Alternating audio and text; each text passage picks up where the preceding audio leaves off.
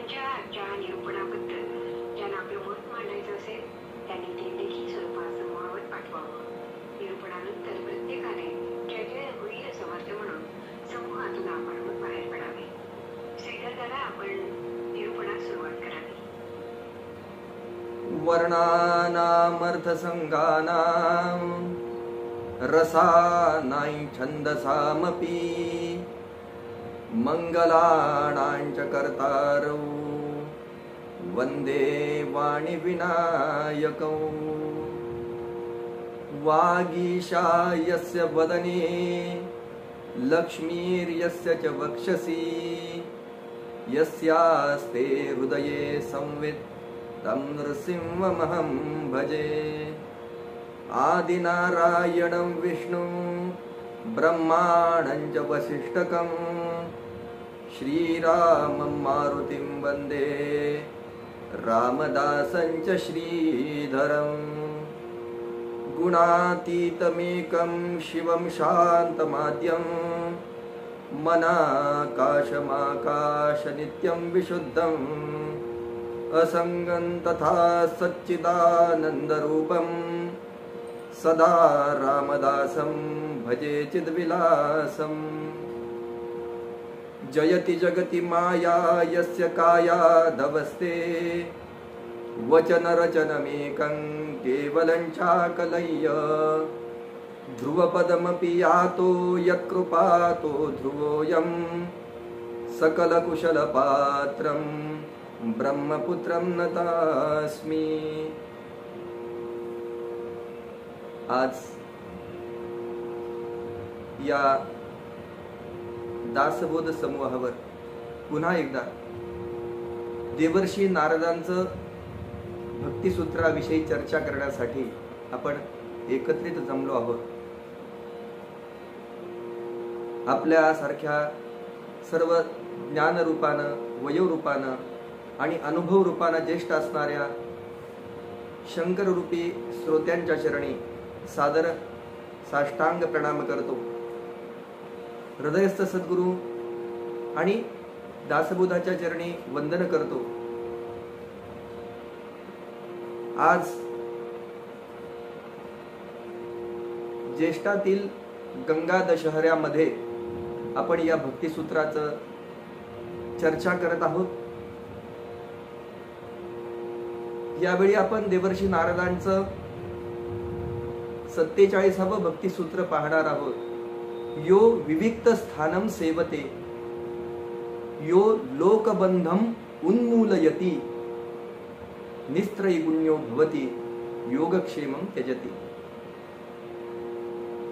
मागच्या वेळी आपण पाहिलं देवर्षी नारदांनी आपल्याला माया कोण तरुण जातं याच्यावरचं भाष्य केलं होतं. कस्तरती माया यो संगान त्यजति यो महानुभावम सेवते निर्ममो भवती. अशा 3 प्रकारचे लोक त्या ठिकाणी ही माया तरुण जातात असं देवर्षी नारदांनी सांगितलं. या सूत्रामध्ये देवर्षी नारद यो विविक्त स्थानम सेवते यो लोकबंधम उन्मूलयति आणि निस्त्रैगुण्यो भवती योगक्षेमं त्यजति असे 4 साधनं या ठिकाणी माया तरुण जाण्याची सांगतात. माया तरुण जाण्यासाठी काय काय लागतं याची चर्चा करताना देवर्षी नारद पहिल्यांदा सांगतात की जो एकांतवासाचं सेवन करतो यो विविक्त स्थानम सेवते, जो एकांतवासाचं सेवन करतो. यो लोकबंधम उन्मूलयति, जो लौकिक बंधनं सगळी तोडून टाकतो. निस्त्रैगुण्यो भवती, जो 3 गुणांच्या अतीत जातो, 3 गुणांच्या पलीकडे जातो. आणि योगक्षेमं त्यजति, जो आपल्या योगक्षेमाचाही त्याग करतो, योगाचाही त्याग करतो आणि क्षेमाचाही त्याग करतो. आता माया तरुण जाण्याची साधनं या ठिकाणी सांगताना देवर्षी नारदांनी पहिल्यांदा सगळ्यात महत्व दिलं की यो विविक्त स्थानम सेवते, जो एकांतवासाचं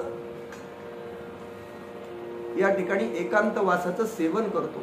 या सगळ्या जगाच्या गोंगाटापासून दूर राहून एकांतवासात जातो. त्याला या मायेचं बंधन पार पाडता येतं. एकांतवासाचं महत्व एवढं का सांगितलंय याचा जर आपण विचार करायला गेलो तर आपल्या दैनंदिन आयुष्याकडे, आपल्याला रोजच्या याच्याकडे बघावं लागेल. आमच्या सगळ्यांची एकच नेहमी असणारी तक्रार असते, आम्हाला आमच्या सद्गुरूंनी जप दिलेला असतो, कुठलं तरी ध्यान करायला सांगितलेलं असतं, पारायण करायला सांगितलेलं असतं, पण माळांचा जप करायला सांगितलेलं असतं, पण माझं तिकडे लक्षच लागत नाही. सगळ्या आपली सगळ्यांची युनिव्हर्सल कंप्लेंट आहे, सगळ्यांची सारखी तक्रार आहे की आमचं लक्षच लागत नाही. आम्हाला जप करायला सांगितलं आहे, सगळं करायला सांगितलंय, एक माळ झाली की आमचा विचार कुठेतरी जातो. आणि मग हे लक्ष एका जागेवर कसं राहील याचा जेव्हा विचार मोठमोठ्या विभूतींनी केला तेव्हा सगळ्यांना असं लक्षात आलं. आपण अगदी श्रीमद भगवद्गीतेमध्ये पाहतो, अर्जुनानं भगवंताला प्रश्न विचारला, चंचलम हि मन कृष्ण प्रमाथी बलवद दृढम तस्याहम निग्रहम मन्ये वायोरिव सुदुष्करम. भगवंता रे, मन एवढं पॉवरफुल आहे, एवढं शक्तिमान आहे, प्रचंड शक्तिमान आहे की ते चंचलत्वाकडे सहजपणाने जातं. त्याला तिथून ओढून एकाग्र करणं फार अवघड आहे. आणि भगवंतानंही असंशयम महाबाहो मनोदुर्निग्रहश्चलम, भगवंताने सुद्धा अर्जुनाच्या या विचारावर शिक्कामोर्तब केलंय. निश्चितपणाने अर्जुना, तू म्हणतोस ते बरोबर आहे. हे मन म्हणजे विचार करायला, एकाग्र करायला खूप अवघड आहे. मनोदुर्निग्रहश्चलम, कारण ते चल आहे. आत्ता एका ठिकाणी होतं तर ते त्रैलोक्यामध्ये कुठेही संचार करून येतं. बहिणाबाईंसारख्या कवींना मन वडाय वडाय म्हटलेलं आहे की आत्ता इथं होतं, आत्ता होतं इथं, आणि मन आत्ता आभाळात गेलं, असं बहिणाबाई सुद्धा आज म्हणतायत. या मनावरचा निग्रह करणं फार कठीण आहे. म्हणून भगवंतांना सुद्धा म्हणावं लागलंय की असंशयम महाबाहो मनोदुर्निग्रहश्चलम. परंतु त्यांनी साधनं सांगितली की अभ्यासेन तो कौंतेय वैराग्येन च गृह्यते. वैराग्याच्या साह्यानं आणि निरंतर अभ्यासाच्या साह्यानं आपण या मनाच्या चंचलत्वावर विजय मिळवू शकतो. मग हे मन जर सगळीकडे जात असेल तर, आणि आमच्या सामान्य माणसांचा इंद्रिये भरकटण्याचा स्वभाव असेल, सगळीकडे आमची इंद्रिय जात असतील सहजपणानं, आम्ही आज पूजेला बसलोय, आम्ही जप करायला बसलोय, आम्ही माळांनी जप करतोय, माळ घेऊन जप करतोय, आणि त्यावेळी आमच्या संसारिक ज्या विवंचना आहेत त्याकडे आमचं सहजपणानं लक्ष जात आहे. गॅसवर ठेवलेलं दूध असेल, दूधवाला आलेला असेल, लहान मुलगा इकडे तिकडे फिरत असेल, कुणीतरी गडबड करत असेल, तिथे आपण सहजपणानं जप करत असताना शांत बसले थोडा वेळ, किंवा आपल्या मनातनं क्रोध वाढत जातो. एक माळ होस तर तो क्रोध वाढत जातो, आणखी दुसरी माळ झाल्यावर, 4-5 माळा झाल्यानंतर शेवटी एकदा आपण तो जप बंद करतो आणि सगळा राग त्याच्यावर काढतो. कशामुळे होतं तर आपल्याला या संसारामध्ये राहत असताना आपण ज्या स्थानावर म्हणून बसतो तिथे आपल्याला अनायासे या नगर ग्राम आणि गृहाधिकात साधक राहून साधक जरी स्वतःच्या साधनाचरणामध्ये निमग्न राहिला तरी त्याला पूर्णपणाने त्याच्याशी एकरूप होणं अशक्य असतं. कारण या सगळ्या संसारिक विवंचना त्याला घडोघडी विषयाच्या द्वारे आवाहन देत असतात या संसारामध्ये पुन्हा येण्यासाठी. त्याचप्रमाणे काही स्वार्थी बहिर्मुख अशी माणसं असतात, ती पण आपल्याला बसलाय ना कुठेतरी पारायणाला, मग मुद्दाम कुठेतरी हाका मारायला येते. आपल्याला आज फिरायला जायचं होतं, आपल्याला इकडे जायचं होतं, आपल्याला तिकडे जायचं होतं. आपण एखाद्याला फिरायला जाताना सहज सांगावं की मी आता रोज नियम केलाय, या पाडव्यापासून मी नियम केलाय की रोज ज्ञानेश्वरीच्या 25 वह्या वाचेल, दासबोधाच्या 1 समास रोज वाचायचं ठरवलंय. आणि आपल्या एखाद्या मित्रानं सहज यावं, आपल्या समासाची वेळ आपण त्याला सांगावी, मी सकाळी 10 ते 11 वाचत असतो, की त्यांना मुद्दाम यावं 10 वाजता की आपल्याला आज अमुक ठिकाणी जायचं होतं, आपण तिकडे येऊ. अशी माणसं असतात. दुसऱ्यांचे नियम व्यवस्थितपणे तडीला जाऊच द्यायचे नाहीत अशी त्यांची मनीषा असते. आणि या जगामध्ये ते सगळं सहज आहे, ते आपण ऍक्सेप्ट करायला पाहिजे, सहजपणाने आपण ते ग्रहण करायला पाहिजे की नाही, या गोष्टी होणारच आहे. त्याकडे आम्हाला दुर्लक्ष करून त्यावर मात करून आम्हाला कसं जावं लागेल, त्यासाठी आम्हाला मनाचा प्रचंड निग्रह लागतो. आमच्याकडे असा निश्चय लागतो की जरी आमच्याकडे तो मित्र 4 वेळा आला तरी आमच्यामध्ये ही सांगण्याची कणखरता पाहिजे की नाही, मला जमणार नाही. 4-8 दिवस म्हणजे 4-8 दिवसाचा प्रश्न नाहीये. रोज आला तू, 8 दिवस आला काय, महिनाभर आला काय, पण मला या वेळेमध्ये कुठेही फिरायला यायला जमणार नाही. जेव्हा आम्ही अशा प्रकारचा कडक निर्णय घेऊ तेव्हाच आम्हाला ते शक्य होईल. पण काही वेळा आम्हाला पण आमच्या वेळा टाळून जाव्या लागतात. आणि म्हणून इथं जो देवर्षी नारदांनी पहिल्यांदा सांगितलंय की ही माया तरून जाण्यासाठी जर काय करायचं असेल तर यो विविक्त स्थानम सेवते, एकांतवासाचं निर्जन एकांतवासाचा आश्रय त्यानं घेतला पाहिजे. पूर्वीचे ऋषी मुनी, राजे लोक या सगळ्यांनी अशाच प्रकारे कुठंतरी वनामध्ये जाऊन तपश्चर्या केल्याचं आपण नेहमी वाचत आलेलो आहोत, ऐकत आलेलो आहोत.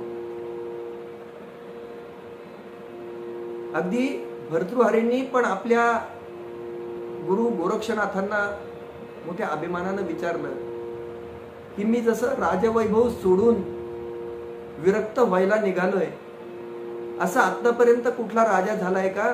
त्यावेळी त्याचा अभिमान दूर करण्यासाठी गुरु गोरक्षनाथ त्यांना सांगतात की आतापर्यंत 99 कोटी राजे तुझ्यासारखे, त्या सर्वांनी या ठिकाणी अशाच प्रकारे अरण्याचं सेवन केलंय, विविक्त स्थानाचं सेवन केलंय, एकांतवासाचं सेवन केलंय, आपली भक्ती वाढण्यासाठी, ही माया तरुण जाण्यासाठी केलेलं आहे. सांडून राम आनंद घन, ज्याचे मनी विषय चिंतन, त्यासी कैसे समाधान लोलंगतासी. आमच्या मनाचा जर विचार केला, सहजपणे कुठल्या तरी विषयाला जाऊन चिकटणारं मन, त्या विषयाशी एकरूप होणारं मन, या आनंदघन रामाला सहजपणाने सोडून राम राम या जपामध्ये कितीही आनंद येत असला आणि एखाद्या आमच्या आवडीचा विषय यावा आणि आमचं मन हळूच त्या विषयाला जाऊन चिकटावं. 7:30ला आम्ही संध्याकाळी 7:30ला जपाला बसावं, आमची आवडती मालिका कुणीतरी सांगावं तिकडे ही मालिका सुरू झाली बरं का, दुसऱ्या त्यांची चर्चा चालावी आणि आमचं मन रामाचं चिंतन करत करत हळूच त्या मालिकेकडे एकरूप व्हावं. म्हणून समर्थ रामदास स्वामींनी या ठिकाणी सांगितलंय की सांडून राम आनंद घन, ज्याचे मनी विषय चिंतन, त्यासी कैसे समाधान लोलंगतासी. आणि मग आम्ही ती सिरियल पाहतो. सिरियल पाहिल्यानंतर मात्र आमच्या मनामध्ये प्रचंड उद्वेग येतो. काय आपण परवा 4-8 दिवस झाले आत्ता निश्चय करून जपाला बसण्याचा, आणि आज आपल्याला ही मालिका पाहण्यापासून आपण थांबवू शकलो नाही. उद्वेग येतो, निश्चितपणानं वाईट वाटतं, नंतर वाईट वाटतं. म्हणून या विषयापासून जर राम राहायचं असेल, जयासी वाटे सीण व्हावा, तेने विषयो चिंतित जावा, विषयो न मिळता जीवा, मग तगबग सुटे. विषय जर मिळाला नाही, आमच्या हे सगळं विचार करत असताना, विषयाकडे आमचं मन जात असताना, तो विषय जर मिळाला नाही, विषय चिंतन करीत गेलो तर आमचं मन सहज विषयाकडे जाणार. पण विषयच आम्हाला मिळाला नाही तर मग मात्र निश्चितपणे आमचं मन या जपामध्ये लागणार, आमच्या साधनेमध्ये लागणार. म्हणून ज्याला असं वाटतं की सुख असावं, सुख मिळावं, त्यानं रघुनाथाच्या भजनाला लागावं, प्रभू रामचंद्रांच्या भजनाला लागावं, आपल्या इष्टदेवतेच्या भजनाला लागावं. त्यासाठी स्वजनांचा सगळ्यांचा त्याग करावा असं या ठिकाणी समर्थ रामदास स्वामींनी पण म्हटलंय. जयास वाटे सुखची असावे, तेने रघुनाथ भजनी लागावे, स्वजन सकळ ही त्यागावे, दुःख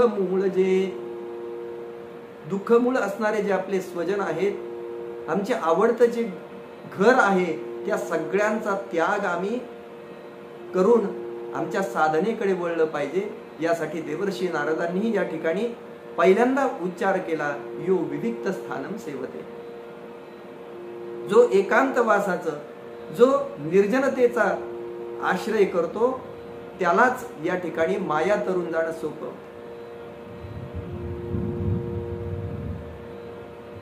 भगवद्गीतेमध्ये आत्मसंयम योग अध्यायामध्ये भगवंतांनी त्या ठिकाणी योगी ध्यानयोगी जो असतो, ज्याला खरोखर ध्यानाला बसायचंय, आपलं मन एकाग्र करायचंय, त्यांनी कसं असावं याचं विस्तारानं चिंतन केलं. त्यातला निर्जन विविक्त स्थानम सेवते या संदर्भात अगदी चपकन बसणारा असा जो एक भगवद्गीतेतला संदर्भ आहे की योगी युंजित सततम आत्मानं रहसी स्थितः एकाकी यत चित्तात्मा निराशीर परिग्रहः. ज्यानं आपलं मन आणि इंद्रिय या सहित आपल्या शरीराला वश करून घेतलेला आहे, असा कोण? तर यत चित्तात्मा, मन आणि इंद्रिय यांना आपल्याशी एकरूप करून घेतलंय. जो निराशी आहे, जो आशा रहित आहे, आणि असा जो योगी आहे आशारहित, अपरिग्रही, संग्रह न करणारा असा जो योगी आहे, तो एकटाच एकांत स्थानी राहून त्या ठिकाणी आत्म्याला निरंतर परमात्म्यामध्ये लावण्याचा प्रयत्न करत असतो. ध्यानयोग्यासाठी सुद्धा अर्हता सांगताना, ध्यानयोग्यासाठी सुद्धा जी योग्यता सांगताना, तिथं जाण्याचं क्वालिफिकेशन सांगताना भगवंतांनी हेच सांगितलंय की तो एकतर निराशी असला पाहिजे, त्याला कुठल्याही प्रकारची आशा नसली पाहिजे, तो यतचित्तात्मा असला पाहिजे, त्याची मन आणि इंद्रिये या सहित त्यानं आपल्या शरीराला वश केलेलं असलं पाहिजे, इंद्रियांचे लाड करणारा नसला पाहिजे. एक छोटासा आपल्या सगळ्यांच्या माहितीतला दृष्टांत या इंद्रियांच्या लाडा संदर्भातला आपल्या सगळ्यांच्या समोर सांगतो, थोडक्यात सांगतो, त्यांना अधिक विषय स्पष्टता या ठिकाणी होईल. आपण नेहमी अकबर बिरबलाची गोष्ट ऐकत असतो. त्यामध्ये एकदा त्या अकबरानं आपल्या सगळ्या सरदारांना बोलवलं, त्यांच्याबरोबर बिरबलालाही बोलवलं आणि सांगितलं की या प्रत्येकाला मी एक शेळी देतो, पण 15 दिवसांनी तुम्ही असं झालं पाहिजे, तिला इतकं खाऊ घाला, तिला लागल तेवढा खर्च करा, पण 15 दिवसानंतर ती घासाला शिवली नाही पाहिजे, तिच्या खाद्याकडे तिने पाहिलं सुद्धा नाही पाहिजे. सगळ्या त्या सरदारांनी आपल्या आपल्या शेळ्या घेऊन गेले. त्यांनी राजाकडून भरपूर पैसे घेतले, संपत्ती घेतली, त्यातून वेगवेगळ्या प्रकारचा घास, त्या शेळीला वेगवेगळ्या प्रकारचा घास खाऊ घातला की एवढं सगळं खाल्ल्यानंतर तिची आता इच्छा सुद्धा होणार नाही. भोग एवढे भोगून घ्यायचे की त्याच्यामुळे पुन्हा भोगाकडे मन जाणार नाही असं होत नाही. ययाती राजाची गोष्टही आपण सगळेजण ऐकतो. त्याला वृद्धत्व प्राप्त झाल्यानंतर पुन्हा तारुण्याचे उपभोग घेण्यासाठी त्यानं आपल्या पुत्राचं तारुण्य काही काळ घेतलं.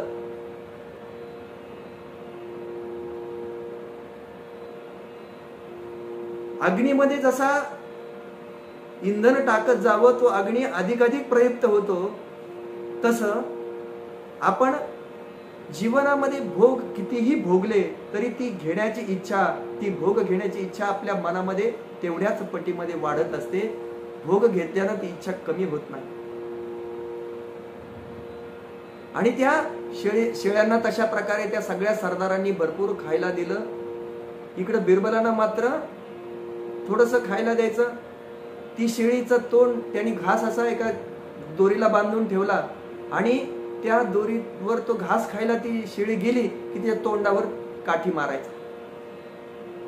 जवळ खायला आली की तिच्या तोंडावर काठी मारायचा आणि एक तोंडातनं विशिष्ट आवाज काढायचा.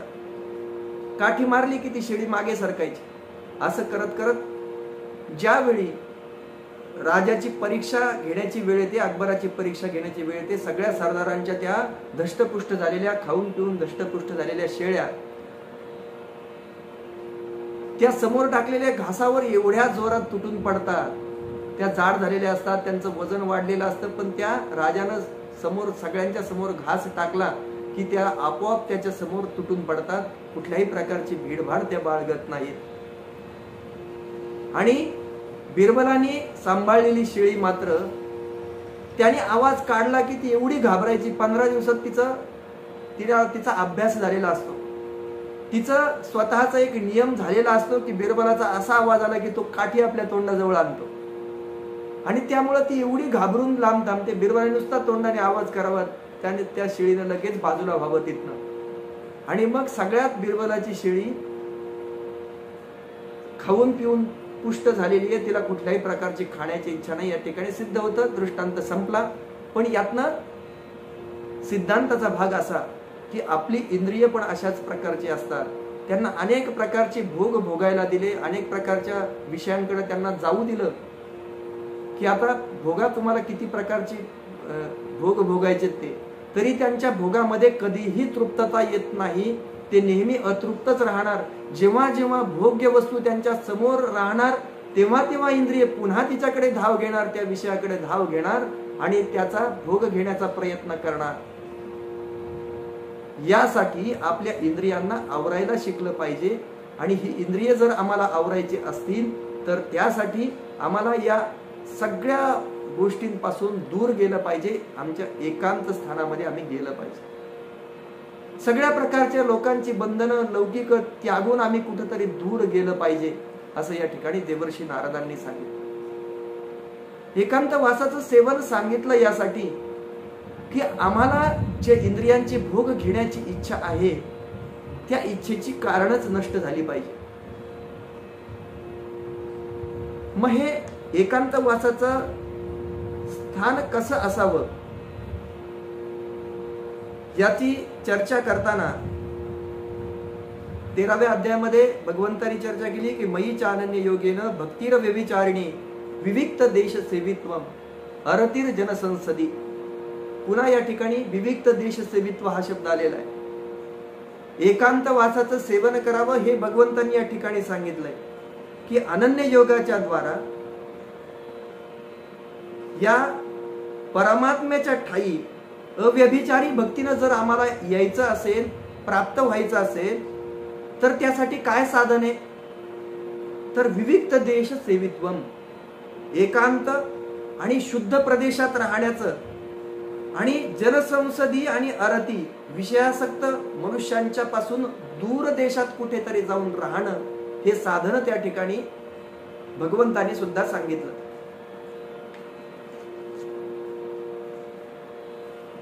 जर आम्ही या संसारामध्ये राहायला जाऊ, आम्ही या संसारामध्ये राहू तर निश्चितपणानं आम्हाला या ठिकाणी वेळोवेळी आमच्या इंद्रियांना अशा प्रकारचे विषय येतील की ज्याचा आम्ही त्याग करू शकणार नाही. आम्हाला जर खऱ्या अर्थानं विषयाचा त्याग करायचा असेल, हे विषय आम्हाला सोडायचे असतील तर आम्हाला एकांत वासाचं सेवन करावं लागेल. आणि म्हणूनच माऊली म्हणतात की आणि तीर्थे धौते तटे तपोवने चोखटे आवडती कपाटे वसऊ जया शैल कक्षांची कुहरे जळाशय परिसरे अधिष्ठी जो आदरे नगरानये बहु एकांतावरी प्रीती जया जनपदावरी खंती जाण मनुष्याकारे मूर्ती ज्ञानाची तो. या ठिकाणी एकांतवासाची साधनं सांगताना पण माऊली असं म्हणतात की डोंगराच्या कुठल्या तरी गुहांमध्ये, जसं आपण शिवथर गडला सगळेजण गेलो होतो, डोंगराच्या गुहेमध्ये समर्थांनी त्या ठिकाणी अनेक वर्ष तिथं निवास केला, साधना केली. अगदी नाशिक सारख्या टाकडीजवळ जाऊन तिथं पुरश्चरण केलं, गायत्री पुरश्चरण पूर्ण केलं. म्हणून डोंगराच्या गुहांमध्ये, सरोवरांच्या आसपास जो प्रेमाने राहतो आणि शहरात येत नाही, ज्याची एकांतवासावर फार प्रीती आहे, ज्याला लोकांचा कंटाळा असतो, लोकांना भेटायला नको वाटतं, तो मनुष्य ज्ञानाची केवळ मूर्तीच आहे असं या ठिकाणी भगवंत सांगतात. माऊलींनी तसंच प्रकारे म्हटलेलं. अगदी आजच्या काळातलं उदाहरण घ्यायचं म्हटलं तरी आमचे सद्गुरू पूज्य मुकुंद काका जाटदेवळेकर यांनी नुकतंच 16 महिन्यांचं एक गायत्री पुरश्चरण या पुण्यसलीला गोदावरी मातेच्या तीरावर श्री दत्तधाम या पावन तपस्थळीवर, ज्यामध्ये दत्तदास नावाचे एक थोर महात्मे अनेक वर्षापासून केवळ नारळाच्या पाण्यावर राहून आणि अनेकांना या ठिकाणी गायत्री पुरस्चरणासाठी येण्याची प्रेरणा करून सुमारे 110 जणांनी, आता 108 जणांनी त्या ठिकाणी गायत्री पुरस्चरण केले. पूज्य सद्गुरू काकांनी त्या ठिकाणी हे पुरस्चरण केलं. वयाच्या 81व्या वर्षामध्ये अशा प्रकारे विविक्त स्थान सेवित्व करून एकांतवासात जाऊन ते तिथल्या नियमाप्रमाणे राहून गायत्री मंत्राचं पुरस्चरण त्यांनी पूर्ण केलं. आणि हे पूर्ण केल्यानंतर त्यांच्या स्वतःच्या मनामध्ये असा कुठलाही भाव नाही की त्यांनी फार कुठलं मोठं काम केलंय. जिथे आमच्यासारख्याला 1 माळ 2 माळांचा जप करण्यासाठी 1 तास बसणं अवघड जातं, तिथे आपल्या घरापासून 16 महिने दूर राहून अशा प्रकारचं कठोर व्रताचरण 81व्या वर्षात करणं ही खरोखर या काळातली एक अद्भुत अशा प्रकारची घटना मानावी लागेल. किंवा केवळ संतांनाच ते शक्य आहे. म्हणून या ठिकाणी माऊलींचं पण असं म्हणणं आहे की जर अशा प्रकारे आपण एकांतवासाचं जे सेवन आहे ते दूर राहून सरोवराच्या तीरावर, नदीच्या तीरावर, डोंगराच्या गुहेत, जिथे भरपूर निसर्ग सौंदर्य भरपूर असं भरलेलं आहे, अशा ठिकाणी जाऊन आम्ही जर हे एकांतवासाचं सेवन केलं तर आम्हाला त्या ठिकाणी ही माया नदी तरून जाणं सोपं जातं. त्यासाठी आम्हाला अनेक वेळा आमची जी लौकिक बंधनं आहेत, लोकबंधनं जी आहेत ती तोडावी लागतात. त्याच्यापासून आम्हाला दूर जावं लागतं. साधकाच्या चित्तक्षोभाची जी साधनं असतात आणि ती आपल्या मनातल्या अनेक षड्रिपूंची मुळे येणारा चित्तक्षोभ असेल किंवा बाहेरच्यांमुळे येणारा चित्तक्षोभ असेल, अशा कुठल्याही कारणामुळे येणारा चित्तक्षोभ असेल, तो चित्तक्षोभ जर दूर करायचा असेल, स्वजन आणि परजनांकडून होणारा संसर्ग जर टाळायचा असेल, तर यासाठी आम्हाला या गजबजाटापासून दूर जावं लागेल. आणि तिथे जाऊन अशा प्रकारची साधना केली तर निश्चितपणाने आम्हाला भक्तीची प्राप्ती होऊ शकते. माया नदीत तरून जाणं सहज होऊ शकतं. अनेक वेळा काय होतं, आमच्यासारखा एखादा ठरवतो, आपल्यासारखा सामान्य माणूस ठरवतो की कुठंतरी जाऊ, आणि आपण आपल्याला नाही ना शक्य, महिनाभर तरी जाऊन साधना करू, कुठेतरी शिवतरगळ इथे जाऊ, तिथे जाऊन पारायण करू, सज्जनगडावर जाऊन एक 2 महिने राहू, किंवा एखादं निवांत स्थान असेल कुठेतरी तिथे जाऊन एखाद्या पर्वतावरच्या ठिकाणी जाऊन एकांतात थांबू.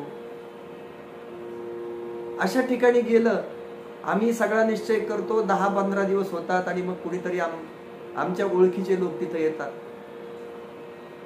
आणि ओळखीचे लोक आल्यानंतर आम्ही त्यांच्याशी बोलायला लागतो. मग समोरचे लोक आपल्याला विचारतात, किती दिवस झाले तुम्ही इकडे येऊन? आपणही सांगतो 15 दिवस झाले, महिना झाला. लगेच ते आपली स्तुती करायला सुरुवात करतात. मोठा भक्त माणूस आहे, आपल्या मनावर खूप नियंत्रण आहे, 1 महिना राहणं सोपं नाही, एवढं कुटुंबापासून लांब राहणं. अशा प्रकारे वेगवेगळ्या साधनांनी ते स्तुती करायला लागतात. शांतीब्रह्मनाथ महाराजांनी चिरंजीव पदामध्ये असंच लिहिलंय की जनस्तुती लागे मधुर, म्हणती हा उद्धरावया हरीचा अवतार, आम्हा लागी जहाला स्थिर, तेने तो धरी फार शब्द गोडी. असं वेगवेगळ्या प्रकारे ते आपल्याला मनामध्ये एक आवड निर्माण करायला लागतात की नाही, आपण खरोखर खूप मोठं तप केलंय, आपल्याकडनं खूप काहीतरी मोठं तपाचरण झालंय, खूप मोठं साधन झालंय, असा आपल्याला अभिमान व्हायला लागतो. थोडक्यात लोकेशना वाढायला लागतात. अशा प्रकारे लोकेशना, धनेशना या सगळ्या आमच्या वाढत जातात आणि पुन्हा आम्ही जे ठरवलंय त्यापासून पुन्हा दूर व्हायला लागतो. म्हणून लोकांच्या स्तुतीकडे किंवा निंदेकडे फार लक्ष न देता आम्ही आमचं साधना चालू ठेवण्यासाठी आम्हाला आमची सगळी लौकिक बंधनं तोडावी लागतात. आपण काय करतोय, आपण कशासाठी करतोय, ह्याचं आमच्या मनाला आमच्या सद्गुरूंनी सांगितलेलं, आमच्या परंपरेतनं आलेलं, अनेक संतांच्या ज्या मार्गाने गेले त्या मार्गात आम्ही वाचलेलं, कुठंतरी ऐकलेलं, कोणाकडून तरी ते शुद्ध करून घेतलेलं, अशा प्रकारे जे असतं ते सत्य आणि निखळ असतं. आणि मग आम्ही असं लोकांच्या नादी लागलो, त्यांच्या ऐकायला लागलो, तर या मार्गावरून आम्ही दूर होतो.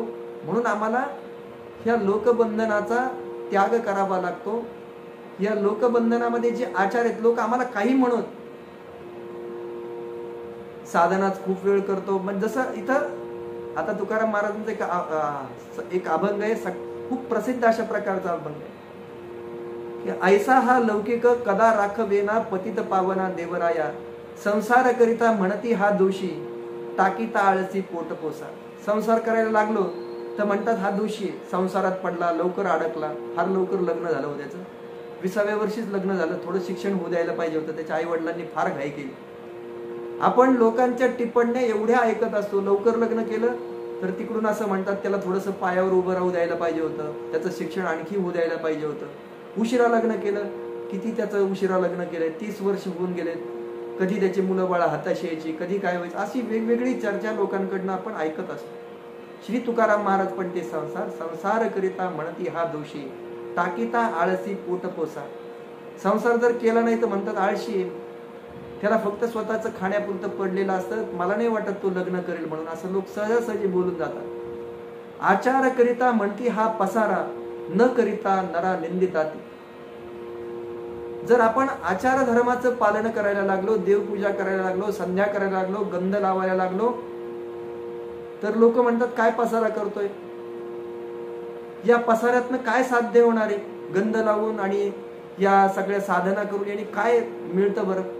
आजच्या काळात कुठे काही राहिलंय का. अगदी सहजासहजी लोक बोलतात. ऋणम कृत्वा घृतम पिबेत संस्कृती वाढणारी, चार्वाक संस्कृती वाढणारी अनेक लोक आज यामध्ये जगामध्ये ते सहजासहजी असं म्हणतात की हा पसारा वाढवतोय, आचार करता म्हणती वाढवतो हा पसारा, न करिता नरा निंदिताती. आणि आचार धर्माचं पालन जर केलं नाही तर ते त्याची निंदा करायला लागतात की अरे काय साधा अमुक अमुक वर्णाचा असून त्याला जी वर्णाश्रम धर्माने जे अनुकूल कर्तव्य आहेत ती कुठलीच कर्तव्य तो पूर्ण करत नाही, याला काय माणूस म्हणायचं, असं लगेच म्हणायला लागतात. संत संग करिता म्हणती हा उपदेशी येरा अभाग्यासी ज्ञान नाही. संतांच्या संगतीत राहिलं तर लोकांना म्हणतील हा उपदेशच करायला आलाय आम्हाला, जसं आम्हाला काही कळतच नाही. आणि संतांची संगती जर केली नाही तर त्याची पण निंदा करतात, त्याला म्हणतात ज्ञान नाही याला. संत संगतीत राहिलं नाही, सत्संगतीत राहिलं नाही तर ज्ञानाची प्राप्ती कशी होणार. धन नाही त्यासी ठाईचा करंटा, समर्थासी ताठा लाविताती. ज्याच्याजवळ धन नाही त्याला करंटा म्हणतात, करंटा वगैरे शब्दांनी दूषित करतात. अरे काय साधं धन कमवता येत नाही, मनुष्य जन्माला आलाय, सगळा जन्म वाया गेला, फुकट गेला, याला साधं धन कमवता येत नाही, आपल्या उदरनिर्वाहापुरतं सुद्धा धन कमवता येत नाही. समर्थासी ताठा लाविताती. आणि जर त्याच्याजवळ भरपूर धन असलं तर म्हणतात तो त्याला धनामुळे जास्त माज आला, त्याच्याकडे श्रीमंती आली ना पहिल्यापासनं, 5 बोट त्याची तुपात येत ना पहिल्यापासनं, त्यामुळे त्यांना जास्त माज आलाय, असं सहजासहजी बोलतात लोक. काय कुठल्याच बाजूने आपल्याला जगू देत नाही. बहु बोलो जाता म्हणती हा वाचाळ, न बोलता सकळ म्हणती गर्वी. जास्त बोलायला लागलो तर म्हणतात हा वाचाळ आहे, मौन पाळलं तर म्हणतात गर्विष्ठ आहे. लग्न करू जाता म्हणती हा मातला, न करिता झाला नपुसक. लग्न करायला गेलो तर म्हणते हा माजलाय, मातलाय म्हणते. आणि जर लग्न केलंच नाही, ब्रह्मचारी राहिला तर म्हणतील नपुसक आहे. लोक जैसा ओक धरिता धरवेना, अभक्ता जेरेना संत संग. म्हणून या लोकांच्या बोलण्याकडे फार लक्ष देण्याचं कारण नाही, कारण त्यांनी निंदा केली काय आणि त्यांनी स्तुती केली काय, या दोन्ही गोष्टीकडे लक्ष देण्याचं कारण नाही. खरा जो साधक असतो त्याने सम दुःख सुख क्षमी अशा प्रकारे राहिलं पाहिजे. तुल्य निंदा स्तुतिरमोनी संतुष्टो येन केनचित. अनिकेतः स्थिरमतीर भक्तिमान मे प्रियो नरहा. निंदा आणि स्तुतीकडे सारख्या पद्धतीनं पाहिलं पाहिजे. निंदा केल्यानंतर त्याचा रागही यायला नको आणि स्तुती केली की त्यांनी फार व्रळूनही जायला नको.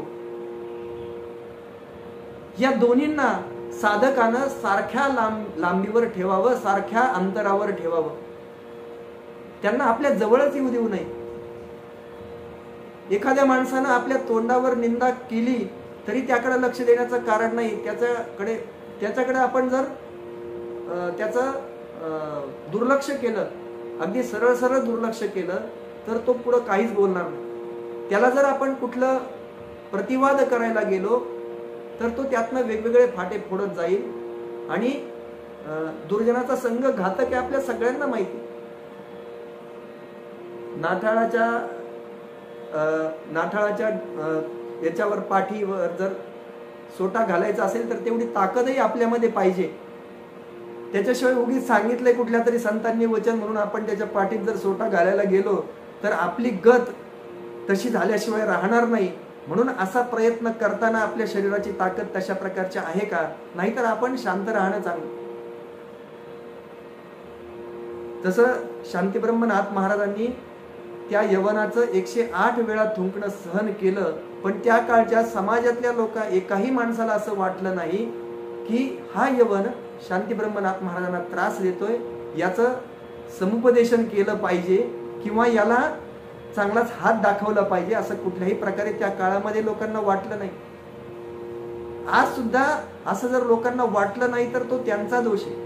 म्हणून आपण सर्वांनी सहन करावं असं नाही. ज्याच्याकडे ताकद आहे आपल्या पद्धतीनं जशी आपल्याकडे शक्ती आहे त्याप्रमाणे पाहून व्यवहार करावा, असं निश्चितपणानं या ठिकाणी संतांचं सांगणं आहे. म्हणून या सगळ्या लोकबंधनापासून दूर जाण्याचा सल्ला इथं देवर्षी नारदांनी देतात. लोकबंधनापासून दूर जायचा सल्ला द्यायचा. नंतर निस्त्रैगुण्यो भवती. सत्व, रज आणि तम या 3 गुणांपासून सगळ्या या जगताची निर्मिती झाली आणि या 3 गुणांच्या द्वारेच या संसारामध्ये मनुष्य येतो आणि तो त्याप्रमाणे आपल्या याच्याप्रमाणे तो वागत असतो.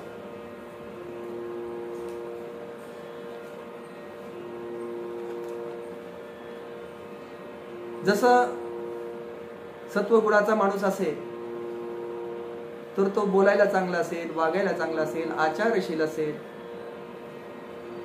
ज्ञानवान असेल, कुणालाही उलट उत्तर करणार नाही, सहजपणानं एखाद्या साधूच्या संगतीत जाऊन तिथं जाऊन तो आचार धर्माचं व्यवस्थित पालन करेल, सत्वगुणी समजावं. वेगवेगळ्या प्रकारची कामं धावून करणारा आणि जर आपल्याला योग्य मान दिला नाही तर त्यामुळे तो व्यतीत होणारा असा असला तर रजोगुणाचा समजावा. एखादा मनुष्य जर चिडका असेल, सहज एखाद्या छोट्या गोष्टीनं जर तो लगेच चिडत असेल, त्याला आळशी असेल, कुठल्याही कामाला त्याला हुरूप नसेल, झोपाळू असेल, तर त्याला आपण तमोगुणी असं म्हणतो. मूळ आपण या प्रकृतीचा जर विचार केला, आपल्या देहाचा जर विचार केला तर ती या 3 गुणांपासून बनलेली आहे. आणि मग या सगळ्या गुणांपासून जर दूर जायचं असेल, निस्त्रैगुण्यो भवती असं या ठिकाणी देवर्षी नारदांनी म्हटलंय. सत्वम रजस्तम इति गुणः प्रकृती संभवाः निबध्नन्ति महाबाहो देहे देहिनमव्ययम. हे अर्जुना, सत्वगुण, रजोगुण आणि तमोगुण हे प्रकृतीपासून उत्पन्न झालेले आहेत. हे अविनाशी आहेत आणि हे जीवात्म्याला शरीरामध्ये बांधून ठेवणारे आहेत. मग या सत्वगुणाचं लक्षण सांगताना भगवान सांगतात, तत्र सत्वम निर्मलत्वात् प्रकाशकमनामयम सुखसंगेन बध्नाति ज्ञानसंगेन चानग. सत्वगुण निर्मळ असल्यामुळे प्रकाश उत्पन्न करणार आहे, प्रकाशित करणार आहे, विकार रहित आहे सुखाच्या संबंधीच्या आणि ज्ञानासंबंधीच्या अभिमानानं तो मनुष्याला बांधतो. म्हणजे सत्व गुणाकडे जरी आपण जाण्याची सगळेजण वाटचाल करत असलो, पहिल्यांदा तमोगुणाकडून रजोगुणाकडे यावं, रजोगुणाकडून सत्वगुणाकडे यावं आणि नंतर या सगळ्या गुणांना आपल्यापासून सारख्या अंतरावर ठेवण्याचा प्रयत्न करावा. जसं आपण आता पाहिलं की स्तुती करणारा आणि निंदा करणारा यांच्यापासून आपण जर सारख्या अंतरावर राहिलो तर आपल्याला विविक्त देश सेवित्व किंवा लोकबंधम उन्मूलयती याची साध्यता करता येते. जर आपण त्याच्यात अडकायला लागलो, त्यांना उत्तरं द्यायला गेलो, त्यांच्या उत्तराला बांधील झालो, त्यांच्या स्तुतीने हुरळून गेलो तर आम्हाला पुन्हा एकदा या मायेमध्ये अडकून पडावं लागेल. या मायेचं बंधन जर तोडायचं असेल तर या सगळ्या गुणांपासून आम्हाला दूर जायचं हे सांगतात. तसं इथं सगळ्या गुणांची लक्षणं आम्ही जेव्हा समजून घेऊ तेव्हा आम्हाला सत्वगुणाकडे जायचं कसं आणि एकदा सत्वगुणाकडे आल्यानंतर या सगळ्या गुणांना आपल्यापासून समान अंतरावर ठेवायचं कसं हे लक्षात येईल. म्हणून तत्र सत्वम निर्मलत्वात प्रकाशक मनामयम, भगवंतांनी सांगितलं हा सत्वगुण प्रकाशन करणारा आहे, आमचे गुण प्रगट करणारा आहे, सुखसंगानं तो बांधणारा आहे, ज्ञानाचा अभिमान आणणारा आहे, बद्ध करणारा आहे. गुण म्हटलं की तो बद्ध करणारा येतोच. या सत्वामुळे मनुष्याला सुख होतं. रजोगुणामुळे मनुष्य कर्म करण्याला बांधील होतो आणि तमोगुणामुळं त्याच्या मध्ये ज्ञानाला आवरण झाल्यामुळे तो अज्ञानी होतो. ही या 3 गुणांची फलकार्यकता आहे. सत्वगुणामुळे तो जसं आपण पाहिलं की तो मनुष्याला प्रकाशित करतो, त्याला ज्ञानाचा आपल्या वागण्याचाच कधी कधी अभिमान व्हायला लागतो. रजोगुण हा इच्छा आणि आसक्ती यांच्यापासून उत्पन्न झालेला कायम काहीतरी वाटत राहतं, आपण हे मिळवावं, आपण ते मिळवावं, आपण अशा प्रकारे हे करत राहावं, सारखं कुठल्या तरी कर्मात अडकलेला असतो आणि मग त्याच्यापासून त्याची इच्छा आणि आसक्ती निर्माण होते आणि तो जीवात्म्याला कर्माच्या ठिकाणी बांधतो. सारखी त्याला कर्म करण्याची इच्छा होते. हे कर्म झालं की दुसरं शांत बसवत नाही, एक काम झालं की दुसरं काम कर, दुसरं काम झालं की काम नसलं की याला करमत नाही. आणि तमोगुणी माणसं अशी असतात की तमस्त्वज्ञानजं विद्धी मोहनम सर्वदेहिनाम प्रमादालस्य निद्राभेस तन्निबध्नाति भारत. देहाभिमानी पुरुषांना मोह करणारा, मोहामध्ये ठेवणारा अशा प्रकारचा हा तमोगुण आहे. हा तमोगुण ज्याच्याकडे असतो तो माणूस आळशी होतो, त्याला झोप लागायला लागतंय, त्याच्या जीवात्म्यामध्ये प्रमाद निर्माण होतात, अनेक चुका त्याच्याकडून सतत घडत असतात, कामाचा सतत कंटाळा, सतत झोपेकडे त्याची वृत्ती आकर्षली जाते. अशा प्रकारे तो तमोगुणी होतो. आणि म्हणून तमोगुणी असणाऱ्या मनुष्यानं हळूहळू कर्माकडे प्रवृत्त व्हावं. मग त्याचा हळूहळू त्याचा जो त्याचा आलस्य आहे, जे जाड आहे, जे अज्ञान आहे, ते हळूहळू या कर्मामुळे ते मोकळं व्हायला लागतं. कर्मात अडकला की हळूहळू त्याला ज्ञानाकडे त्याची ओढ निर्माण होते. वेगवेगळी कामं करून, वेगवेगळी कर्म करून, सत्वप्रधान कामे करून सत्याच्या कामामध्ये अडकलाय, एखाद्या सत्संगाच्या मध्ये काहीतरी सेवा करायला गेलाय, दासबोध पारायणामध्ये विविध प्रकारे मदत करतोय. आपण सगळेजण रजोगुणी आहे, पण यातनं आपण हळूहळू आपल्यातला सत्वगुण वाढवायचा प्रयत्न करतो. आम्ही भलेही आज काम आम्हाला लागत असेल, आम्ही या कामाकडे प्रवृत्त होत असू, पण त्यातून आमच्या मनाला हळूहळू कुठेतरी शांती लाभणार. आम्हाला ही कर्माची वृत्ती हळूहळू आमची कमी होणार आहे आणि आमच्यातल्या चांगल्या ज्ञानाला तो प्रकाशित करणार आहे. या सत्वगुणामुळं सुख निर्माण होतं, रजामुळं कर्म निर्माण होतं आणि या तमामुळं अज्ञान निर्माण होतं.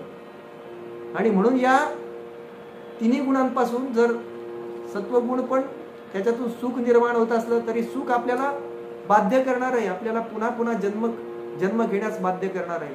आणि म्हणून या ठिकाणी देवर्षी नारदांनी सांगितलं की निस्त्रैगुण्यो भवती. आम्हाला सुरुवातीला त्या ठिकाणी सत्वगुणाकडे यावं लागेल, आम्हाला सत्वगुणी व्हावं लागेल. आमच्यातला प्रमाद आलस्य दूर करून आम्हाला रजोगुणाच्या द्वारे आम्हाला कदाचित आसक्ती वाटून आम्ही एखाद्या चांगल्या कर्माकडे प्रवृत्त होऊ, पण ती चांगले कर्म पाहून सत्संगातले विचार ऐकून आमच्या या बुद्धीमध्ये प्रकाश पडेल आणि आम्ही सत्वगुणाकडे हळूहळू आकर्षले जाऊ. आणि जेव्हा एकदा का मनुष्य स्वतः सत्वगुणाकडे आकर्षला गेला, त्याला असं लक्षात आलं की नाही, हे ज्ञान जे हे आपल्याला या ज्ञानामुळे प्रकाशित झालेल्या बुद्धीमध्ये प्रकाशित झालेल्या ज्ञानामुळे विवेकाचा उदय होईल. आणि त्या विवेकामुळे मनुष्याला या जन्म कर्म बंधनातून कसं सुटायचं. लौकिक कर्म करत तर राहायचंच, पण जी जी कर्म करायची ती कर्म केवळ भगवत अर्पण इच्छेनं करायची किंवा संपूर्ण कर्म भगवंताला अर्पण करायची. त्याचा कुठलाही अभिमान, त्याच्या कुठल्याही फलाची अपेक्षा न करता ती संपूर्ण कर्म ईश्वराला अर्पण करायची. अशा पद्धतीने जर आम्ही आमचं आचरण ठेवत गेलो तर आम्ही हळूहळू या सत्वगुणाकडे येऊन आम्हाला या तीनही गुणांच्या पार जाता येणं सहज शक्य होईल. सत्वगुणाचा अवलंब झाल्यानं काय होतं याचं श्रीमद भागवतामध्ये सत्वात धर्मो भवेत वृद्धा पुंसो मद्भक्ती लक्षणः सत्विको पासया सत्वम ततो धर्म प्रवर्तते. सत्वगुणाची वाढ झाल्यामुळं भगवान श्रीकृष्ण म्हणतात की माझ्या ठिकाणी प्रेम उत्पन्न होतं, ते खऱ्या अर्थानं धर्माचं लक्षण. भगवंताच्या ठिकाणी प्रेमाची उत्पत्ती होणं, कुठंतरी वेगवेगळ्या आम्हाला या कर्मामध्ये भाग घ्यायला लावणं, त्याच्याबद्दल प्रेम वाटायला लागणं, रोज रोज आम्हाला या समास वाचनामध्ये येण्याची गोडी वाढणं, रोज रोज वेगवेगळ्या निरूपणकारांची निरूपण ऐकणं, याच्यामधली गोडी वाढणं, हे आम्हाला या ठिकाणी भगवंताबद्दल प्रेम उत्पन्न करणार आहे. आणि खऱ्या अर्थानं ते धर्माचं लक्षण आहे. सात्विक पदार्थाच्या उपासनेनं सत्वगुण वाढतो आणि तो वाढल्यानंतरच शुद्ध धर्माची प्रवृत्ती होते. म्हणून जेव्हा आम्ही स्वतःला धार्मिक असं स्वतः समजतो, तेव्हा आमच्यामध्ये सत्वगुण वाढीला लागला पाहिजे याची दक्षता आम्हाला स्वतःला घ्यावी लागते. केवळ आम्हाला एखाद्याने गंध लावलंय, स्नान केलंय, सोवळं घातलंय, सगळ्या गोष्टी केल्यात म्हणून तो धार्मिक आहे असं समजण्याचं कारण नाही. आपण दृष्टांत पाहून आलोय, फक्त ओझरता उल्लेख करेन. शास्त्री बुवाचा दृष्टांत आपण सगळ्यांनी ऐकला असेल. एका खेडेगावात राहणारे एक आचारहीन असणारे एक गृहस्थ असतात. त्यांना असं वाटतं की मला सगळ्या गावाला शास्त्री बुवा म्हणावं. त्यांच्या मनातली सुप्त इच्छा असते. आमच्याही मनामध्ये आम्हाला जगानं सगळ्यांना चांगलं म्हणावं, ज्ञानवान म्हणावं, या बाबतीतली इच्छा असते. पण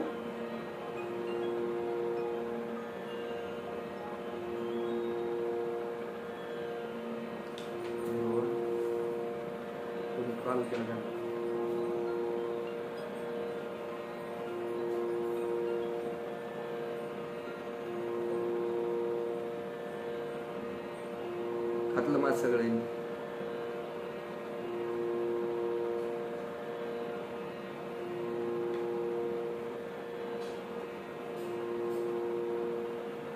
येतोय आवाज? हॅलो, आवाज येतोय? आवाज येतोय? आवाज येतोय का? हा. तर मग त्यांना शास्त्री बुवा असं स्वतःला म्हणून घेण्याची इच्छा असते. आणि त्याला वाटतं सगळ्या जगानं आपल्याला काही न करता, कुठल्या शास्त्राचा अध्ययन न करता, काही न शिकता आम्हाला शास्त्री बुवा म्हणावं. आणि ही इच्छा घेऊन तो अनेक ठिकाणी लोकांना म्हणायचा तो की मला तुम्ही शास्त्री बुवा म्हणत जा, इथून पुढं मला तुम्ही शास्त्री बुवा म्हणत जा, असं अनेकांना तो सांगायचा. पण लोक काही शास्त्री बुवा असं कोणी म्हटल्याने थोडं respect is not demanded, it is commanded. Respect असा कुठं मागून मिळत नाही, मान मागून मिळत नाही, तो मिळवावा लागतो. नाहीतर मग त्याला दुसरा कुठला तरी उपाय करावा लागतो, जो बिरबलाकडे नेहमी असतो. मग बिरबलाकडे जातो हा माणूस आणि तो म्हणतो मला अशी इच्छा आहे, माझं तो खरं सांगतो की माझं काही शिक्षण वगैरे झालेलं नाही, मी कुठलं अध्ययन केलं नाही, शास्त्राचं अध्ययन केलेलं नाही, पण मला शास्त्री बुवा म्हटल्यानं आनंद होतो. मला असं वाटतं की मला सगळ्या गावानं शास्त्री बुवा म्हणावं. आणि बिरबल मग उपाय सांगतो की तुम्ही फक्त शास्त्री बाबा म्हटलं की तुम्ही त्याच्या मागे दगड घेऊन लागायचं. एवढं तुम्ही काही दिवस पाळा, मी सांगतो तोपर्यंत. असं म्हणून बिरबल त्या गावातल्या काही मुलांना, टार्गेट मुलांना खाऊ देतो.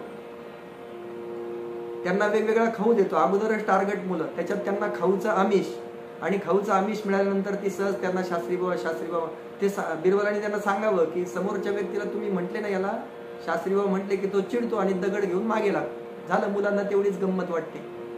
मुलं त्याला शास्त्री बाबा म्हणायला लागतात. रोज तो शास्त्री बाबा म्हटलं की तो त्यांच्या मागे दगड घेऊन लागायचा. मुलांना मजा वाटायची. 4-5 मुलं म्हणता म्हणता 10 मुलं म्हणायला लागली, 25 मुलं म्हणायला लागली. पण याचा आपला दिनक्रम चालू. शास्त्री बाबा म्हटलं की यांनी आपलं दगड घेऊन मागे लागावं. असं करत करत संपूर्ण गाव म्हणायला लागतं. सगळ्या गावाच्या मागे हा दगड घेऊन लागतो. 1 महिना होतो. 1 महिन्यानंतर सगळं गाव त्याचं मूळ नाव विसरून जातं आणि बिरबलही त्याला बोलवून घेतो आणि म्हणतो आता तुम्ही दगड घेऊन मागे लागण्याची गरज नाही, तुम्हाला सगळे शास्त्री बाबा म्हणतील.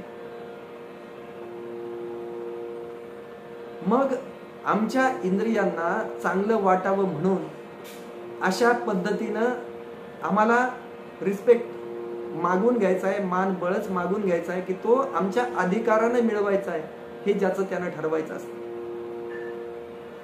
अधिकाराने मिळालेला मान हा कायम टिकणारा असतो, तर मागून मिळवलेला मान हा तात्पुरत्या कालावधीपुरता असतो, किंवा तो माणसाची चेष्टा करणारा किंवा अल्पकालपर्यंत टिकणारा असतो. म्हणून खऱ्या अर्थानं जर माणसाला धन्य व्हायचं असेल, खऱ्या अर्थानं माणसाला जर ज्ञानाची प्राप्ती करायची असेल, तर त्यानं खरं ज्ञान मिळवलं पाहिजे, खरी भक्ती मिळवली पाहिजे. त्यासाठी या साधनांचा त्यानं अवलंब केला पाहिजे. विविक्त स्थान सेवित्वम, पहिलं. दुसरं लोकबंधम उन्मूलयती, लोकांच्या बोलण्याकडे फारसं लक्ष द्यायचं नाही. कधी चांगलं म्हणतील, कधी वाईट म्हणतील, म्हणू द्या त्यांना काय म्हणायचं. आणि 3 गुणांच्या पलीकडे जाण्याचा प्रयत्न केला पाहिजे. यासाठी आम्हाला सत्वगुणाची लक्षणं कोणती, रजोगुणाची लक्षणं कोणती आणि तमोगुणाची लक्षणं कोणती, ही 3 लक्षणांचा नीट अभ्यास करून हळूहळू एका गुणाकडून आम्ही सत्वगुणाकडे येणं आणि या 3ही गुणांना समान अंतरावर आपल्यापासून ठेवणं, अशा प्रकारे आमच्याकडून झालं पाहिजे. आणि चौथा त्यांनी देवर्षी नारदांनी सांगितलं की योगक्षेमम त्यजति, त्यानं स्वतःचा योगक्षेम यांचा त्याग केला पाहिजे. आता योगक्षेम आपण अनेक वेळा शब्द ऐकतो, अनेक वेळा आपण ऐकतो शब्द. अनन्यश्चिंतयन्तो माम ये जनः पर्युपासते तेषां नित्याभियुक्तानां योगक्षेमं वहाम्यहम्, आमच्या नित्यपाठातला हा श्लोक आहे. भगवंताचं जर आम्ही अनन्यतेनं चिंतन केलं तर आम्हाला दुसरं काही करावं लागत नाही. आमच्या लौकिक कर्मामध्ये फारसं न अडकता आम्हाला जे म्हणून आमच्या वर्णाश्रम धर्मानं जे जे आम्हाला पालन करायला म्हणून आलंय, जो व्यवसाय आला असेल, जी कर्म आमच्याकडे आली असतील, त्या कर्माचं पालन करत करत ईश्वरार्पण बुद्धीनं ती कर्म करत आम्ही आमचं जीवन यापन केलं तर आम्हाला निश्चितपणानं या ठिकाणी आमचा योगक्षेम वाहण्यासाठी भगवान समर्थ असतात. पण या ठिकाणी योगक्षेमम त्यजति, योगक्षेमाचाही त्याग करायला सांगितलं. योगक्षेम या 2 शब्द आहेत, एक योग आणि एक क्षेम.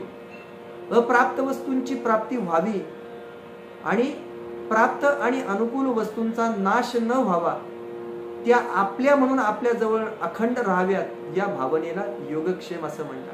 अप्राप्त वस्तूंची प्राप्ती होणं याला योग म्हणतात, आणि क्षेम म्हणजे टिकून राहणं, त्या वस्तूंचा नाश कधीच होऊ नये असं आम्हाला वाटणं साहजिक आहे. परवा पूज्य काकाजींच्या या कार्यक्रमामध्ये नाशिकला श्री गुरु चैतन्य महाराजांनी एक दृष्टांत सांगितला की एका आपल्या श्रीमंत अशा प्रकारचा मनुष्य असतो, गृहस्थ असतो, त्याला एकदा सहज असं वाटतं की आपल्या संपत्ती जी आहे तिचं एकंदर मोजमाप करावं. तो आपल्या मुनिमाला बोलवून घेतो आणि त्याला सांगतो की आपल्याकडे साधारण किती संपत्ती आहे याचं मला एक साधारण ढोबळ मानानं मला अंदाज पाहिजे, तुम्ही मला तो द्या. तो मुनी म्हणतो शेठजी, आपल्याला जर आपली संपत्ती मोजायची असेल, आम्हाला या सगळ्या संपत्ती किती आहे पाहायचं असेल, तर त्याला 1 दिवसाचं 2 दिवसाचं काम नाही, त्याला महिनाही लागू शकतो, 2 महिनेही लागतील, 15 दिवसातही होईल. मग मी तुम्हाला कागदावर लिहून साधारणपणे किती संपत्ती याचा अंदाज देऊ शकेल. 8 दिवस जातात, 15 दिवस जातात, 20 दिवस होतात. 20 दिवसानंतर या सगळ्या संपत्तीची मोजदाद होते आणि संपत्तीची मोजदाद एका कागदावर करून तो मनुष्य ढोबळ मानानं सांगायला लागतो, मुनीम सांगायला लागतो त्या शेठजींना की शेठजी, आपल्याकडे सध्या एवढी सोनं नाणं, एवढी गोधन आहे, एवढी संपत्ती आहे, एवढी आपली स्थावर मालमत्ता आहे, एवढी आपल्याकडे शेती आहे की आपल्या पुढच्या 10 पिढ्या बसून खाऊ शकतील. एवढं सांगितल्यानंतर त्या शेठजींना एकदम ते जोरात रडायला लागतात, मोठ्यानं रडायला लागतात. आणि इकडे मुनिमाला आश्चर्य वाटतं की अरे, आपण यांना एवढी संपत्तीची मोजदाद करून सांगितली की 10 पिढ्या त्या टिकतील असं सांगितलंय. ते मोठ्यानं रडायला लागतात की माझ्या 11व्या पिढीचं कसं होईल. म्हणजे मनुष्याला कितीही मिळालं, अगदी आम्ही रोज संकल्प घेताना, देवाची पूजा करताना पण आम्ही रोज संकल्प सोडत असतो. अद्य ब्रह्मणो द्वितीय परार्धे श्वेतवाराह कल्पे वैवस्वत मनमंतरे कलियुगे कली प्रथमचरणे भरतवर्षे भरतखंडे जम्बूद्वीपे दंडकारण्ये देशे गोदावर्याः दक्षिणे तीरे कृष्णा वेण्या उत्तरे तीरे शालिवांशके क्रोधी नाम संवत्सरे उत्तरायणे सौर ग्रीष्म ऋतौ मासोत्तमे मासे पुण्यपावन महामंगल मासे ज्येष्ठ मासे शुक्ल पक्षे तृतीयाम सहित चतुर्थ्याम देतो. असं म्हणून आम्ही अप्राप्त लक्ष्मी प्राप्त्यर्थम प्राप्त लक्ष्मी स्थिरकाल संरक्षणार्थम सकल मनेप्सित कामना सिद्ध्यर्थम लोके सभायाम राजद्वारे वा सर्वत्र यशो विजय लाभादी प्राप्त्यर्थम इह जन्म जन्मांतरे वा सकल दुरितोपशमनार्थम. असे वेगवेगळे लांब लांब संकल्प घेतो, अर्धा तास संकल्प घेतो. एवढ्या एक 15 मिनिटाची पूजा आपण करतो, पण संकल्प आमचा अर्धा तास चालतो. एवढ्या आम्हाला सगळ्या कामना असतात. अप्राप्त वस्तूंची प्राप्ती झाली पाहिजे, त्या सगळ्या टिकून राहिल्या पाहिजेत, आमच्या पुढच्या पिढीला सगळं मिळालं पाहिजे. आमच्या सगळ्या जी ग्रह स्थानं आहेत आमच्या याच्यातली पत्रिकेमधली, त्यांनी एकादश स्थानवत फळ दिलं पाहिजे. आमचे जे दशदिक्पाल आहेत त्यांची प्रसन्नता झाली पाहिजे. धर्म अर्थ काम मोक्ष या चतुर्विध पुरुषार्थांची प्राप्ती झाली पाहिजे. एवढी सगळी संकल्प घेऊन आम्ही कधीही आमचा एवढा सगळा संकल्प झाला की आमच्या मनाला समाधान होत असतं की नाही, गुरुजींनी खूप चांगला संकल्प आमच्याकडनं करून घेतला. पण आम्ही हा संकल्प करताना हे लक्षात ठेवलं पाहिजे की या संकल्पाबरोबर एक संकल्प आम्ही फक्त केला पाहिजे की नाही, अखंड भगवत चरणयो हो अखंड प्रीती वृद्ध्यर्थम. मग एखाद्या ठिकाणी तिथं आमच्या कुलदेवतेचं नाव असेल, कुणी विठ्ठल चरणयो म्हणेल, कुणी श्रीराम चरणयो म्हणेल, कुणी नरसिंह चरणयो म्हणेल, कुणी श्रीकृष्ण चरणयो म्हणेल. आमची भगवंताच्या ठिकाणी प्रीती अविच्छिन्नपणे वाढावी एवढाच जरी आम्ही संकल्प सोडला तरी त्या भगवंतावर ती जबाबदारी असते की त्यांनी आमचा योगक्षेम पूर्ण करावा. आणि म्हणून या ठिकाणी देवर्षी नारद सांगतात, जर आम्हाला साधनेकडे जायचं असेल तर आमच्या योगक्षेमाचाही त्याग केला पाहिजे, त्याच्याकडे फारसं लक्ष दिलं नाही पाहिजे. आम्ही आज व्यवहारामध्ये जर पाहायला गेलो तर आमच्या जवळच्या वस्तू आहेत त्या वस्तू आमच्याकडे अखंडपणाने टिकून राहाव्या, आमचं घर चांगलं व्हावं, आमच्याकडच्या वस्तू भरपूर चांदीच्या ज्या वस्तू आहेत त्याच्यामध्ये वाढ व्हावी, आमच्याकडे सोन्याच्या ज्या वस्तू आहेत देवासाठी केलेल्या त्याच्यामध्ये वाढ व्हावी, आमच्या वस्त्रांमध्ये वाढ, अशी आमची स्वाभाविक प्रवृत्ती. त्या वस्तूंची वाढ व्हावी आणि ज्या वस्तू आमच्याकडे नाहीयेत त्या वस्तू आम्हाला मिळाव्या, ज्या आमच्याकडे आहेत त्या टिकून राहाव्यात, ही आमची साधारणपणे मनुष्याची प्रवृत्ती असते. आम्ही तशा प्रकारचा संकल्प रोज करत असतो. पण आम्हाला या अप्राप्त वस्तू प्राप्त करण्याकरता आणि प्राप्ताच्या संरक्षणासाठी अनेक प्रकारचे श्रमही करावे लागतात. त्यासाठी आम्हाला लौकिक कर्मबंधनामध्ये पडावं लागतं. पण हे सगळं करत असताना, हे व्यवहार करत असताना या कर्मबंधनामध्ये आपण अडकायचं जर आम्हाला नसेल तर ही सगळी कर्म आम्ही करत असताना ईश्वरार्पण बुद्धीनं ती कर्म आम्ही केली तर आम्ही या कुठल्याही कर्मामध्ये अडकत नाही. केलेली सगळी कर्म भगवंताच्या चरणी अर्पण करणं हा जर आम्ही आमचा नियम ठेवला तर आमच्याकडनं एकतर वाईट कर्म होणार नाही, ते भगवंतासाठी करायचंय म्हटल्यानंतर आमच्याकडनं वाईट कर्म होणार नाही. अगदी कुठं कुठं भगवंताचं नामस्मरण घ्यायचं की प्रत्येक ठिकाणी आमच्या स्वयंपाक असेल, जपाच्या ठिकाणी तर आम्ही स्वयंपाक चालला असेल, दूध तापवत असू, ऑफिसमध्ये असू, कुठे असू, भगवंताचं नामस्मरण आम्ही केलं पाहिजे. मग आमची अशी प्रवृत्ती होईल का हो की आम्ही टेबला खालनं पैसे घेऊ, भगवंताचं नामस्मरण करून आम्ही असं कधीच करणार नाही. टेबला खालनं पैसे घेणं, टेबलाच्या भ्रष्टाचाराच्या मार्गाने घरात भ्रष्ट पैसा आणणं आमच्याकडनं कधीही असं होणार नाही जेव्हा आम्ही ईश्वरार्पण बुद्धीनं कर्म करू तेव्हा. म्हणून यासाठी योगक्षेमाचा विचार फार मोठा आहे. हा जर आम्ही देवर्षी नारदांनी सांगितल्याप्रमाणे एकांतवासाचं सेवन केलं, लोकबंधनाचा त्याग केला, लौकिक बंधनांचा सगळा त्याग केला, लोक काय म्हणतील याच्याकडे दुर्लक्ष केलं, गुणातीत होण्याचा मी प्रयत्न केला आणि योगक्षेमाच्या पलीकडे जाण्याचा मी प्रयत्न केला, तर आम्हाला या भक्तीची प्राप्ती होते असं या ठिकाणी देवर्षी नारदांनी सांगितलं. एक मांच योग विचारेण भक्ती योगेन सेवते सगुणान समती त्यैतान ब्रह्मभूयाय कल्पते. हे 14व्या अध्यायातलं जे अर्जुना, ही अव्यभिचारी भक्तियोगानं जो भगवंताची उपासना करतो तो या गुणांच्या पूर्णपणे पलीकडे जातो आणि त्याला ब्रह्मत्व प्राप्त होण्याची योग्यता प्राप्त होते. आणि यासाठी या सगळ्या गोष्टींचं अतिशय महत्व आहे. या माया नदीतून तरुण जर जायचं असेल, या माया नदीपासून आम्हाला दूर जायचं असेल, तर या सगळ्या गोष्टींचं आम्ही अनुकरण केलं पाहिजे.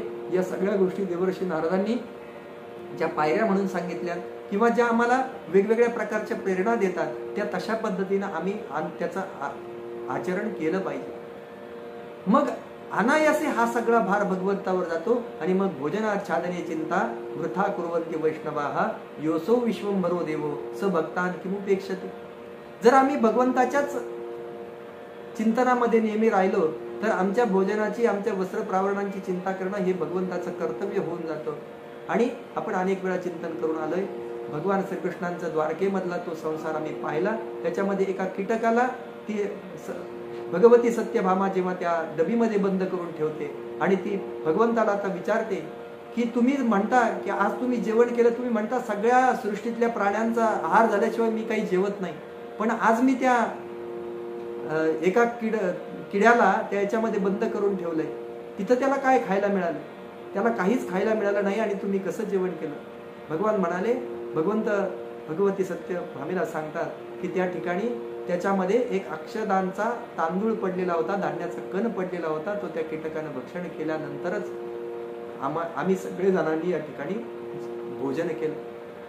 वैष्णव असतील, भगवंताकडे जे भगवंताचं नित्य नियमित चिंतन करत असतील, वेगवेगळ्या पंथाचे असतील, कोणी रामदासी संप्रदायाचं असेल, कोणी वारकरी संप्रदायाचं असेल, वैष्णव असतील, शैव असतील, ज्या म्हणून यांनी ते त्यांच्या पूज्य अशा भगवंताचं चिंतन करत असतील, तर तो सगळा भगवंत एकच आहे. त्या भगवंताचं जे नित्य चिंतन करत असतील त्यांना त्यांचं योगक्षेम वाहण्याची जबाबदारी निश्चितपणाने त्या भगवंतावर पडते. आणि यासाठी आपण सर्वांनी या योगक्षेमाचा हे त्याग केला पाहिजे. म्हणून आज या गंगा दशहऱ्याच्या निमित्तानं आपण सर्वजण गंगा मातेची सेवा कुठल्या ना कुठल्या निमित्तानं आपण करत असतो. गंगेचं स्नान करत असतो किंवा घरी जरी बसलो तरी आपण गंगा गंगेत योग ब्रूयात योजनानां शतैरपि. ती 100 योजने 1000 योजने आमच्यापासून गंगा माता दूर असू द्या, पण केवळ आम्ही गंगा मातेचं स्मरण केलं तर विष्णू लोके समयते, त्याला विष्णू लोकाची प्राप्ती होते. नुसतं गंगेचं आम्ही सकाळी उठू द्या, उठल्याबरोबर आम्ही आज पलंगावरनं उतरताना, आमच्या दिवाणवरून उतरताना, आमच्या निद्रास्थानावरून खाली येताना आम्ही फक्त गंगेचं स्मरण केलं. गंगा गंगेत योग ब्रूयात योजनानां शतैरपि मुच्यते सर्व पापेभ्यो विष्णू लोके मह्यते. तो सगळ्या पापांचा नाश केवळ त्या गंगेच्या स्मरणानं होतो.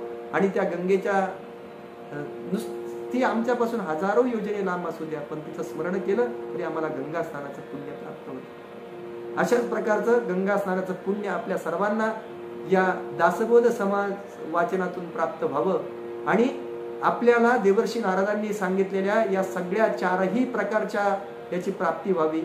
आपल्याला सहज पद्धतीने विविक्त स्थान सेवित्व प्राप्त व्हावं. आपल्याला लोकबंधनापासून आपलं उन्मूलन व्हावं आपण सगळेजण या तीनही गुणांपासून दूर जावं आणि आपण सगळ्यांनी योगक्षेमाचा त्याग करून केवळ त्या भगवंताच्या साधनेमध्ये आम्ही सगळ्यांनी रत व्हावं. यासाठी ही जी आमची आवडी आहे भगवंताची, ती निश्चितपणानं या दासबोधाच्या नित्य श्रवणानं, नित्य वाचनानं आमच्यामध्ये वाढीस लागणार आहे. एवढंच या ठिकाणी सांगतो. आज या ठिकाणी जे बोलणं झालं त्यातनं जे दृष्टांत आले ते माझ्या बुद्धीचे, आमच्या श्री गुरूंच्या वाणीतनं आलेले,